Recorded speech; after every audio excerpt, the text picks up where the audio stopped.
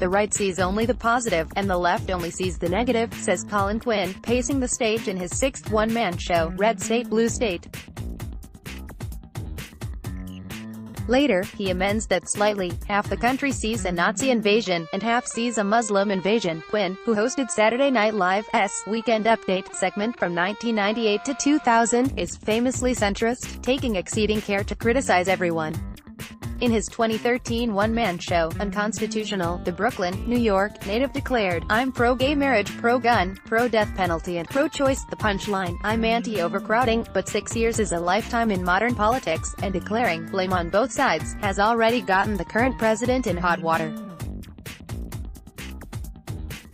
In Red State, directed by Bobby Moresco and running at the Minetta Lane Theater in New York City through March 16, Quinn, 59, maneuvers more strategically around hot-button issues, including free speech, sex and the impending American Civil War that will result in the world's first bat refugees, while still offering ammunition for liberals on high alert for false equivalencies. "What I'm saying is that there are two sides to every argument," Quinn tells Newsweek.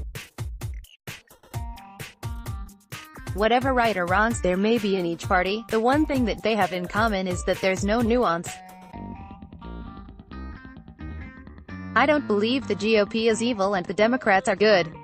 It's worth noting, however, that Quinn's brief, brutal takedown of President Donald Trump, a compulsively tweeting totalitarian psychopath, gets the most laughs in the new show.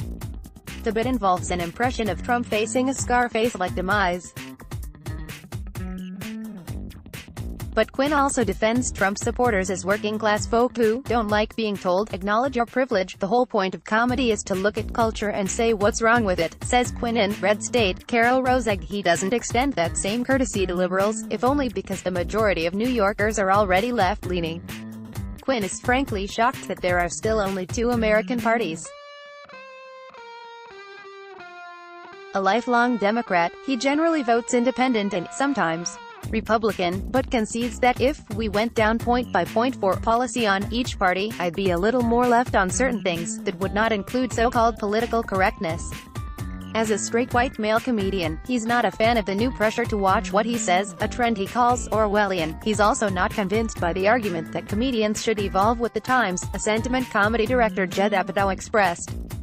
In a recent interview with Newsweek, Judd's allowed to think whatever he wants, says Quinn, who has guest starred on Apatow's HBO show, Crashing. But to Quinn, the whole point of comedy is to look at the culture and say what's wrong with it. If society's culture is the repression of the 1950s, you're supposed to go after that. If it's the politically correct culture of the 2010s, you're supposed to go after that. Quinn with good friend and former director Seinfeld backstage at the Minetta Lane Theater on the opening night of Red State. Cindy Ort, Red State, Blue State. Getty. Red State includes an off-color joke about sexual harassment, and, like some people his age, the concept of non-binary gender seems to him a bridge too far. But he is also notably more careful than he was in his 2015 show, The Jerry Seinfeld directed The New York Story, which featured Quinn's take on every ethnic group he'd encountered in the city. The show could never happen in 2019, he says. Now, it's really a hardened thing. If anybody says any name of any ethnic groups, everybody's like, whoa, whoa, whoa. As Quinn sees it, he wouldn't simply offend people, he'd be dismissed. Wait a minute, there's a white male talking about racial issues. No, thank you, that's what everybody would say. It wouldn't be worth the effort I would put into it. Quinn started in 1984, coming up with, among other stand-up comics, Janine Garofalo, so he gets the pushback against brutish comedy. At that time, there was a lot of stupid stuff, mostly anti-women, anti-gay, he says. It's not like political correctness came from nowhere. But once you decide, okay, this is what's acceptable comedy and this is what's unacceptable, then you might as well be the parents in Footloose. In his early routines, he was going for a sort of barstool philosophy, which he describes as James Joyce mixed with David Mamet. I was trying to be Mr. Intellectual, edgy. He laughs. It hurt me because Joyce speaks in run-on sentences, and that's the antithesis of stand-up. You have to give the audience places where they can laugh. Quinn says he was inspired to write Red State after witnessing online fighting between liberals and conservatives. I feel like people should at least acknowledge that this Twitter soldiering, it doesn't just lead to nothing, it leads to violence, courtesy of Colin Quinn, red state, blue state. Apparently, that's still an issue. Bobby Moresco, my red state director, is always like, will you just pause and let people hear what you have to say?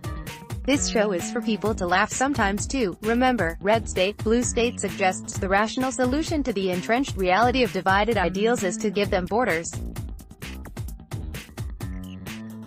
By the show's end, Quinn is proposing that America break up into city-states designed around ideology, lawless, gun-carrying havens for conservatives and progressive safe spaces for liberals, where all the coffee is sustainable and the cops pull you over for cultural appropriation. Given his aversion to taking a side, where would that leave him?